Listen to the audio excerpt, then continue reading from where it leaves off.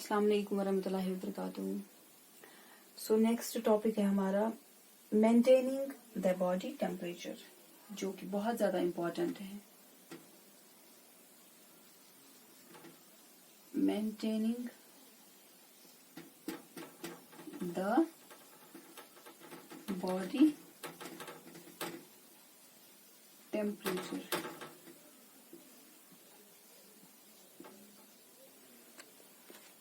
तो इसमें क्या है,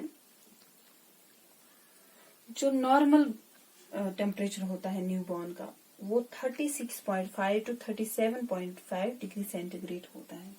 इसी के बीच में होता है, in between 36.5 to 37.5 degree centigrade.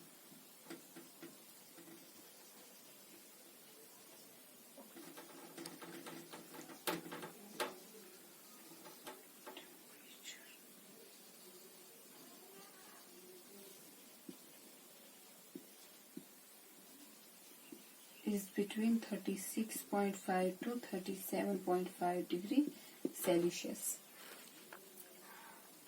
तो अगर बेबी को अगर कम हो जाएगा टेम्परेचर तो उसको हम बोलते हैं hypothermia.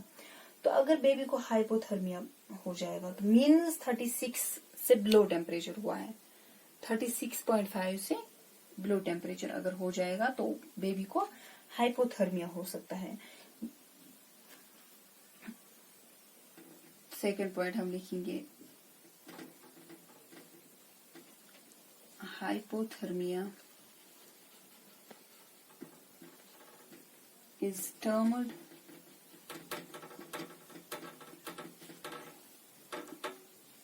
when the body temperature falls below 36.5 degree Celsius. तो हाइपोथर्मिया हो जाए अगर बेबी को है, मीन्स अगर 36 डिग्री सेल्सियस से कम है बॉडी टेम्परेचर तो बेबी को हाइपोथर्मिया हो सकता है। अब क्या होता है, जो न्यूबॉर्न होता है उसको इनसाइड द वोम क्या होता है, अंदर जो एटमॉस्फेयर यानी कि एनवायरमेंट होता है वो वार्म होता है। तो जब बेबी बाहर आता है एक्सटर्नल एनवायरमेंट में, तो बाहर के एनवायरमेंट में इसको कूल टेम्परेचर हो सकता है, यानी कि इसके लिए इसकी बॉडी के लिए वो बियरेबल नहीं हो सकता है। It may be like 10 to 20 degree centigrade. तो इस बच्चे के लिए क्या बन सकता है, ये हाइपोथर्मिया हो सकता है। तो न्यूबॉर्न जो होते हैं इनका जो थर्मल कंट्रोल होता है वो थोड़ा कम होता है। तो इसका मतलब है इनकी जो बॉडी है वो जो हीट है वो मतलब क्विकली लूज कर सकते हैं। तो इनकी जो बॉडी है वो बहुत ज्यादा मतलब थर्मल कंट्रोल में बहुत कम होता है, तो उसकी वजह से वो क्विकली बॉडी जो है वो हीट लूज कर सकती है। यानी कि इसलिए हमें क्या करना चाहिए, बेबीज को, बच्चों को हमें क्या करना चाहिए, वार्म एनवायरमेंट में रखना चाहिए। तो इमिडिएटली आफ्टर बर्थ हमें क्या करना है, मतलब जो बेबी होते बच्चे होते हैं तो कभी कभी बच्चों में most of the heat loss occur through evaporation. क्यों इवापोरेशन, मतलब कैसे इवापोरेशन थ्रू कैसे ये हीट लॉस हो सकता है, मतलब एमनियोटिक फ्लूइड जो होता है बेबी के जिस्म पे वेट, अगर चाइल्ड अगर वेट है तो उसको क्या हो सकता है, उसको इवापोरेशन हो सकती है। उसकी वजह से जो बॉडी है वो मतलब सर्द पड़ सकती है। तो उसकी वजह से क्या हो सकता है, बेबी जो है वो बहुत क्रिटिकल जा सकता है, उसकी हालत जो है बहुत बहुत क्रिटिकल हो सकती है। तो इसमें हम क्या देखते हैं, as much as 75% of the heat loss can occur from the head। 75% जो हीट लॉस होता है वो हेड से होता है, बच्चे के हेड से होता है। तो ये मैं आपको हाइपोथर्मिया में बोल रही थी। तो इसलिए हमें क्या करना चाहिए, बच्चों को मतलब बहुत ही मतलब बहुत ज्यादा नहीं, मतलब वार्म टेम्परेचर में हमें रखना चाहिए।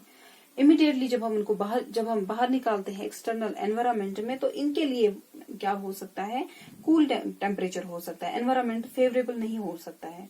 तो इसलिए क्योंकि अंदर जो मदर के वॉर्म में क्या होता है, इनको वार्म टेम्परेचर होता है, वार्म एनवायरनमेंट होता है। अगर बाहर अब ये निकालेंगे, इनको जब निकालते हैं तो इनके लिए क्या हो सकता है, हाइपोथर्मिया हो सकता है इनको।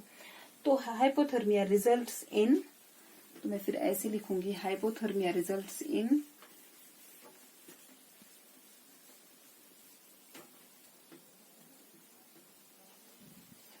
hypothermia results in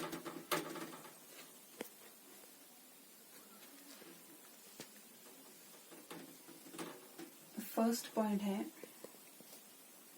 इनमें क्या हो सकता है, हाइपोक्सीमिया। तो हाइपोक्सीमिया क्या है, जब ऑक्सीजन लेवल की, मतलब ऑक्सीजन की इनको ज्यादा जरूरत पड़ती है, ऑक्सीजन की इनको ज्यादा जरूरत पड़ती है। और सेकंड पॉइंट जो है, इनको ग्लूकोज कंजप्शन की भी ज्यादा जरूरत पड़ सकती है, जिसको हम बोलते हैं, अगर कम ग्लूकोज हुआ है तो जिसको हम बोलते हैं हाइपोग्लाइसीमिया। तो दोनों, मतलब hypoxaemia as well as hypoglycaemia, it can result in the death of a newborn. Can result, मतलब इसकी वजह से डेथ हो सकती है। अगर कम ग्लूकोज है एज वेल एज कम ऑक्सीजन लेवल कम है, ग्लूकोज लेवल कम है, तो उसकी वजह से क्या हो सकता है, बेबी जो है उसमें वो मर भी सकता है, न्यूबॉर्न जो है वो मर भी सकता है। तो हम ऐसे लिखेंगे, increased oxygen consumption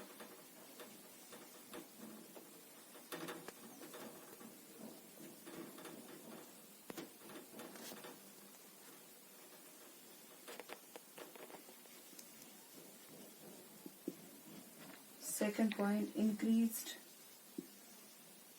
glucose consumption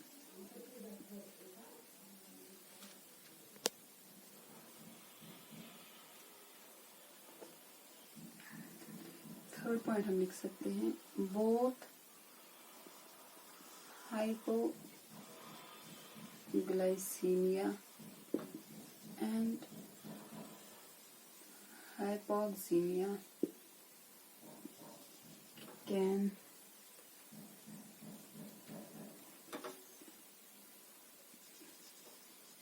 can result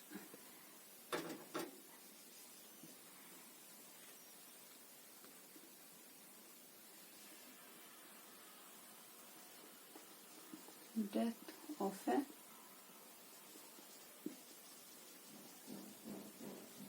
newborn, can result death of a newborn। दोनों बिकॉज इसको ऑक्सीजन की भी जरूरत पड़ती है as well as glucose consumption भी जिसमें कम होती है, तो उसकी वजह से क्या हो सकता है, बेबी मर भी सकता है। अब जब जो बचेंगे, मीन्स अब अगर इनमें ये हो चुका है, अब अगर बेबी कोई मतलब बच्चा बच चुका है, those who survive, it can lead to permanent impairment of the brain, results in development of handicap। अब जो बचते हैं उनमें, यानी कि जो सर्वाइवर्स होते हैं उनमें क्या होता है, परमानेंट इम्पेयरमेंट होता है। जो दिमाग है उनका जो दिमाग होता है वो अब, मतलब वो बच्चे जो होते हैं वो मेंटली अनफिट होते हैं, यानी कि मेंटली रिटार्ड होते हैं और हैंडीकेप्ड होते हैं। डेवलपमेंट जो उनकी मेंटल डेवलपमेंट जो होती है वहां से वो क्या होते हैं, हैंडीकेप्ड होते हैं।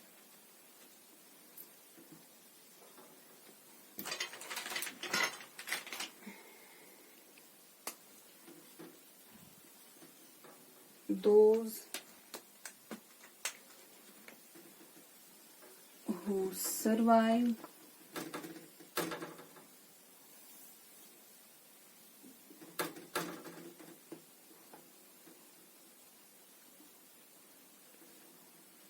it can lead to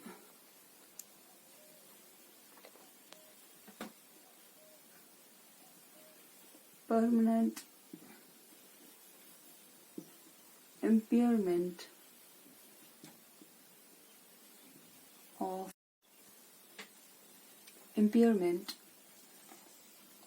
the brain,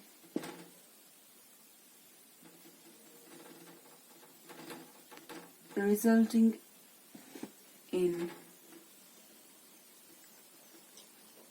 developmental handicaps.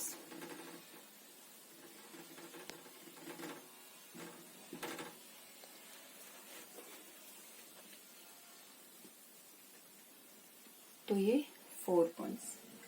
5th point है, ये 4 पॉइंट्स हाइपोथर्मिया में ही आते हैं।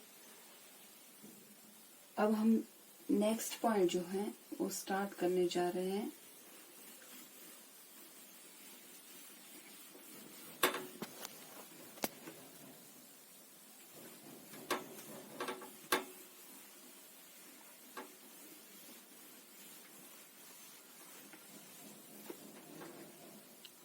तो हमें क्या करना है, बेबी को रिसीव करना है dry, warm and clean towel में। हमें receive the baby in a dry,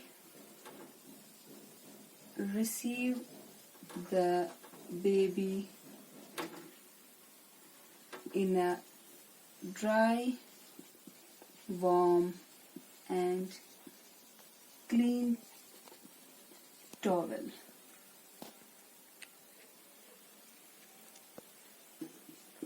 Dry the baby well. बच्चे को अच्छे से सुखाना है। Discard the wet towel immediately.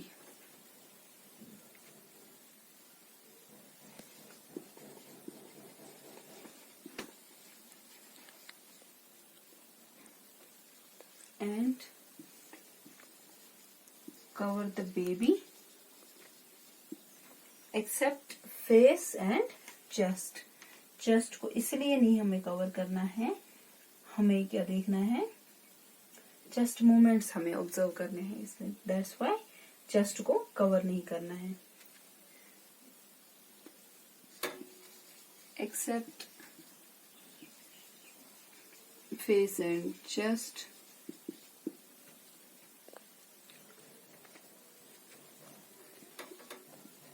in the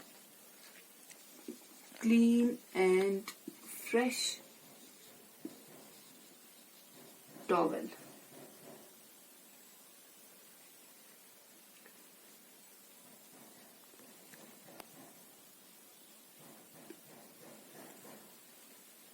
तो आज के लिए इतना ही। इंशाल्लाह कल हम फिर से maintaining the body temperature start करेंगे। इसमें कुछ पॉइंट्स रह गए हैं, तो तब तक के लिए अस्सलाम वालेकुम, अल्लाह हाफिज।